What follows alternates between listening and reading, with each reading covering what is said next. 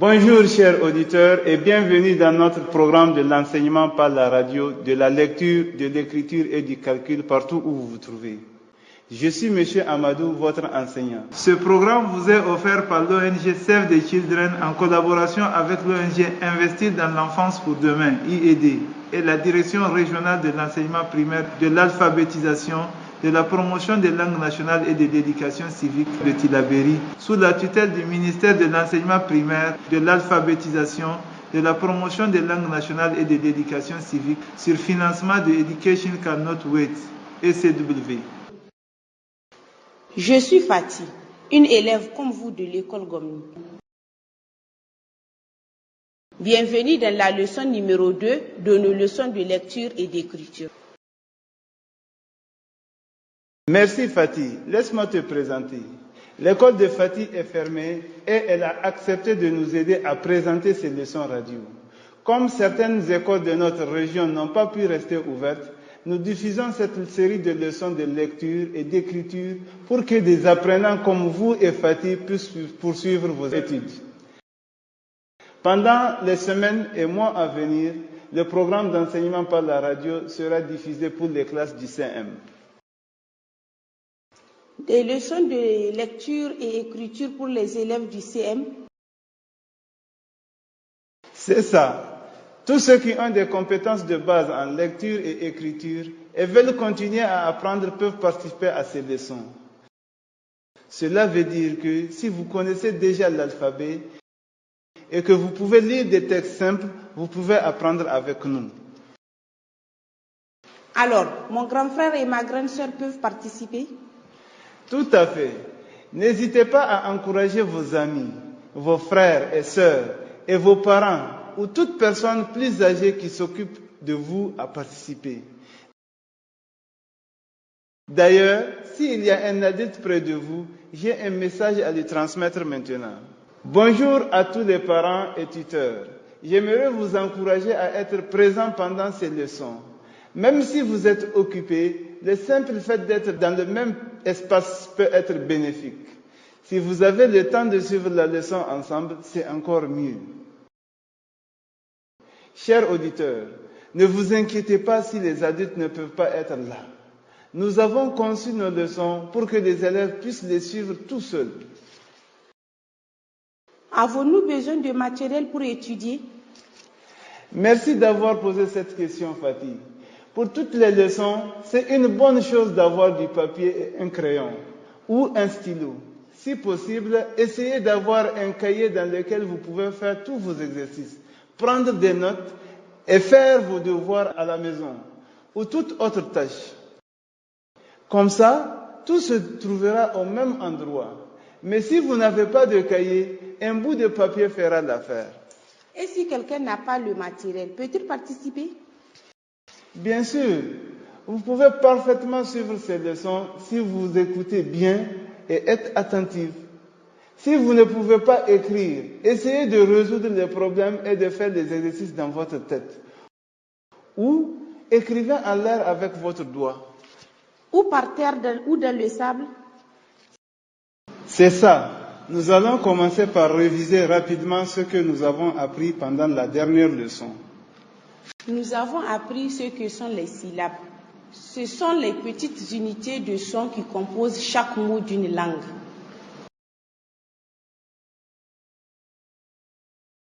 C'est ça. Les syllabes sont la base de tous les mots qu'on dit et qu'on écrit. Dans notre dernière leçon, nous avons cherché à entendre les syllabes dans plein de mots.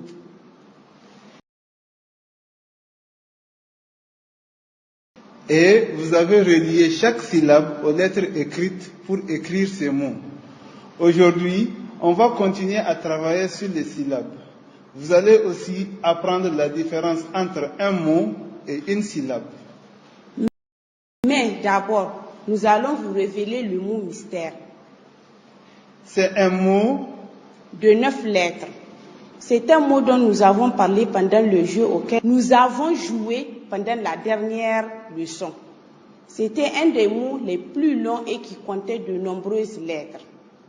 Un exemple de phrase avec le mot mystère est une chose que les gens utilisent pour se protéger de la pluie.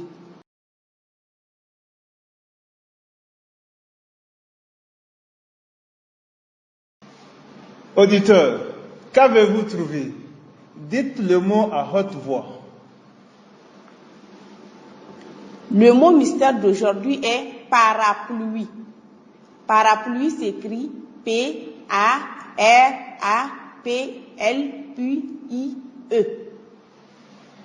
Un parapluie est une chose que les gens utilisent pour se protéger de la pluie. Les parapluies sont très utiles. Je suis d'accord. Maintenant que nous avons révélé le mot mystère, nous avons un message important pour nos auditeurs.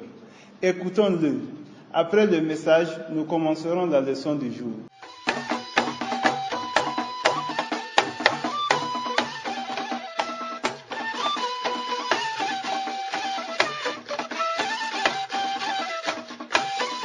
Bonjour et de nouveau, bienvenue dans le programme de l'enseignement par la radio. Pour notre leçon du jour, nous allons continuer avec le même jeu qu'à la dernière leçon, mais avec de nouveaux mots. Est-ce que pour ce jeu, il faut encore trouver les syllabes? Oui, tu peux nous rappeler ce que sont les syllabes? Les syllabes, ce sont les petites unités de son qui composent chaque mot d'une langue. C'est ça. Pour ce jeu, écoutez attentivement pendant que je lis différents mots. Vous allez identifier des syllabes dans chaque mot. Les syllabes, ce n'est pas la même chose que les lettres de l'alphabet. On a appris ça dans notre dernière leçon. C'est exact. Les syllabes, ce sont les sons qui composent un mot. On utilise différentes combinaisons de lettres de l'alphabet pour écrire les syllabes. Pour l'instant, je veux que vous vous concentriez sur l'identification des différentes syllabes qui composent le mot. Vous comprenez ce qu'il faut faire? Oui, je crois. Mais avant de commencer à jouer, nous avons un autre message.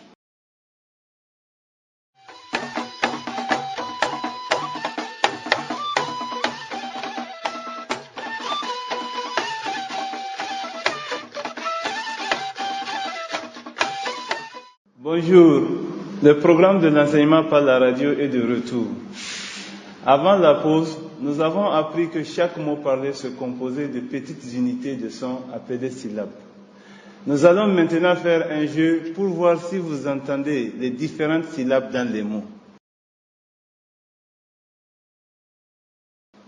D'accord. Vous pouvez nous réexpliquer les règles? Je vais dire un mot et vous allez me dire quelles sont ces syllabes. Dites-le à voix haute et comptez le nombre de sons que vous entendez. Puis, répétez chacun des sons dans l'ordre dans lequel vous les entendez. Enfin, vous allez relier chacune des syllabes du mot aux lettres utilisées pour écrire ce mot. D'accord. Commençons. Le premier mot est sandale. Sandale a 3 syllabes. San, da et le. Les lettres sont S pour se, A pour a, N pour ne, D pour de, A pour a, L pour le et E pour e.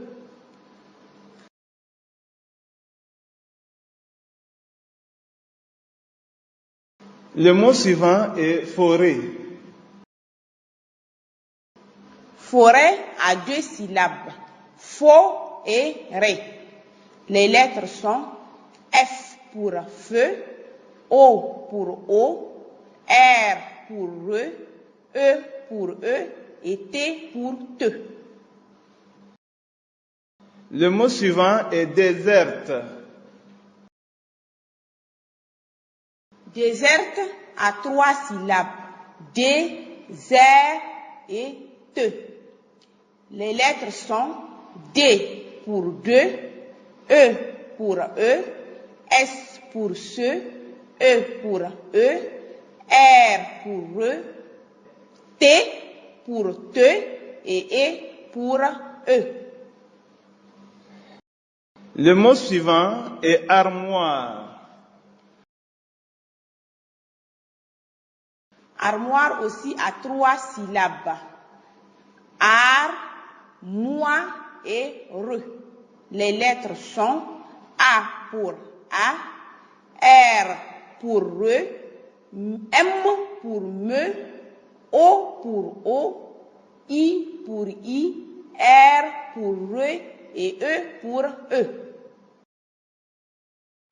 Très bien. Le mot suivant est phare. Phare à 2 syllabes. Fa et re. Les lettres sont P pour peu, H pour he, A pour a, R pour re et E pour E. Super. Monsieur, est-ce que la combinaison de P et H pour avoir un son feu est un exemple de son complexe? C'est une excellente question, Fatih. Mais non. P et H ne sont pas un son complexe. P et H sont un exemple de 2 lettres composant un seul son. Le son feu. C'est un son unique qui peut être composé par la lettre F. Un son complexe, c'est quand 2 lettres ou plus, consonnes ou voyelles, font un son nouveau. Donc, par exemple, les lettres C et H ensemble forment le son ch, comme dans le mot chat. C'est quoi une consonne déjà? Je veux être sûr de bien comprendre. Une consonne, c'est un son dur ou fermé, comme peu, comme de ou ce. Les consonnes sont des sons, lettres, qui à l'oral sont prononcées en empêchant l'air de sortir de la bouche. Les autres sons, lettres du langage parlé, sont les voyelles. Vous pouvez aussi les considérer comme des sons doux ou ouverts. En français, les voyelles sont A, E, I, O, U et Y. Les voyelles sont les sons qui sont prononcés à l'oral avec la bouche ouverte. Et la langue se trouve au milieu de la bouche et ne touche pas les dents ou les lèvres. Donc, les consonnes sont toutes les lettres de l'alphabet sauf A, E, I, O, U et Y. C'est exact. Vous êtes prête à travers les syllabes du mot suivant? Oui. C'est le dernier mot, soleil. Je pense que soleil a 2 syllabes, so et lei. Bien essayé. Mais c'est soleil. Les lettres sont S pour se, O pour O, L pour le, E pour E, I pour I, L pour le. D'accord, je vois, monsieur. J'ai une question. Je suis toujours content de répondre à tes questions. Je pensais que les sons dans les mots étaient des syllabes.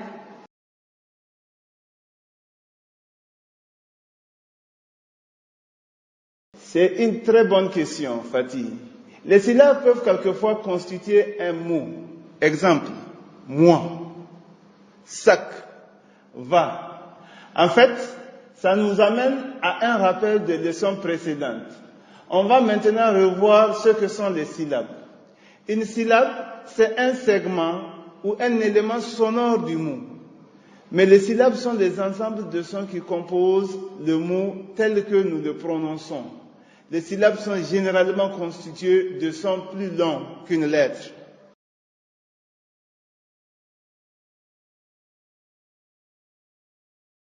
Qu'est-ce que vous voulez dire? Une syllabe, c'est toute partie d'un mot qu'on peut naturellement diviser quand on le prononce à voix haute. Par exemple, le mot parapluie a 3 syllabes. Pa, ra et pluie. Les mots ont au moins une syllabe et parfois beaucoup plus. Et une syllabe peut se composer d'une ou plusieurs lettres. Je ne suis pas toujours sûre de comprendre la différence entre syllabes et lettres. Oui, c'est un peu difficile au début. Voyons d'abord ce qu'elles ont en commun. Les syllabes et les lettres sont toutes les deux des unités de son. Mais en quoi sont-ils différents?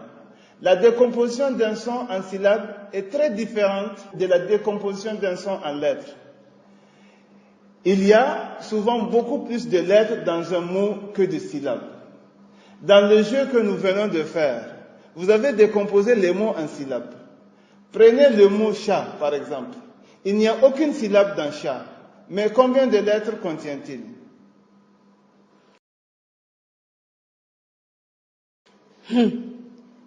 Chat, il y a 4 lettres dans chat. Ou prenons le mot sac. Sac est un mot d'une syllabe ou ensemble de sons. Mais si on décompose le mot sac en lettres, il a 3 lettres distinctes. Se, a et que. D'accord, je vois la différence. Super. Est-ce que vous êtes prête à faire un exercice pour vous entraîner à décomposer des mots en syllabes? Oui, mais avant de commencer notre exercice sur les syllabes, nous avons un dernier message.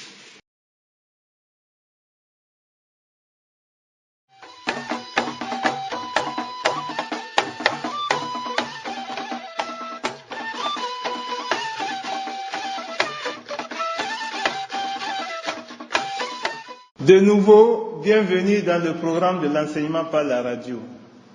Avant la pause, nous avons parlé des syllabes et des lettres. On va maintenant faire un exercice rapide pour nous aider à entendre les syllabes. Je vais vous lire une liste de noms de pays africains. Je veux que vous tapiez des mains à chaque syllabe de chaque nom de pays avec moi. Vous êtes prêts? Oui. Tchad. Tchad a une syllabe. Tchad. Niger. Niger a 2 syllabes. Niger. Cameroun. Cameroun a 3 syllabes.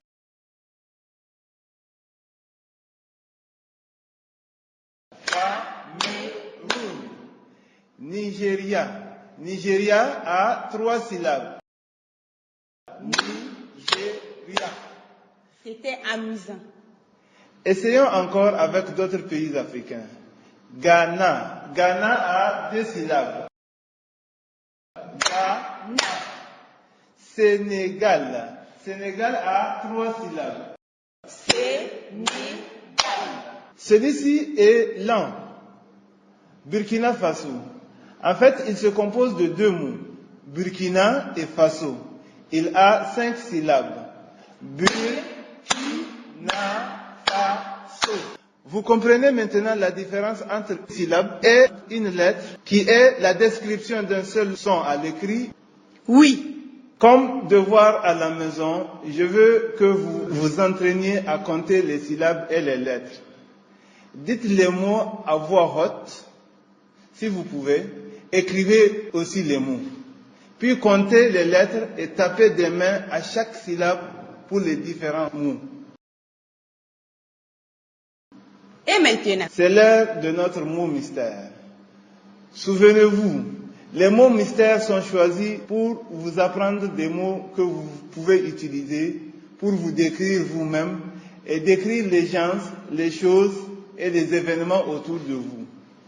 Donc, les mots mystères vont porter sur des choses comme la paix et la sécurité, la préparation aux urgences, comment prendre soin de soi, et comment aider d'autres personnes qui ont vécu des expériences difficiles ou même des conflits. Fatih, tu peux nous dire quels sont les indices du mot mystère d'aujourd'hui? Ce mot a 8 lettres et 2 syllabes. C'est un mot que nous avons beaucoup utilisé pendant notre leçon.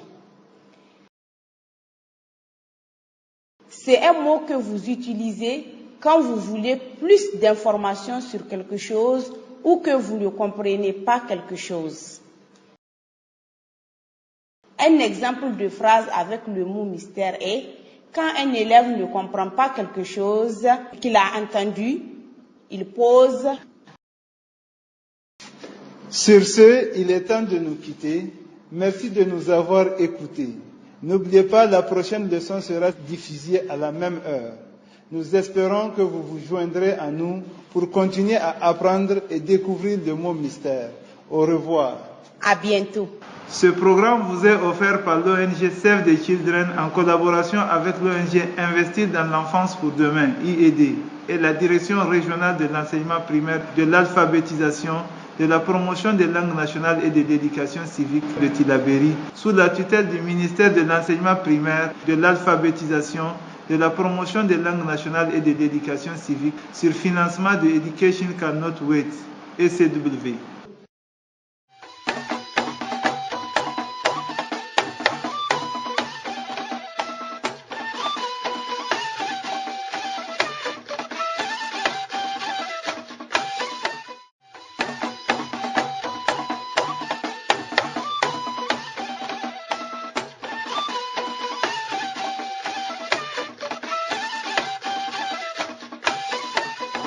Rendu accessible, interprétation en langage de signes, réalisation des vidéos et sous-titrage par la Fédération nigérienne des personnes handicapées, FNPH.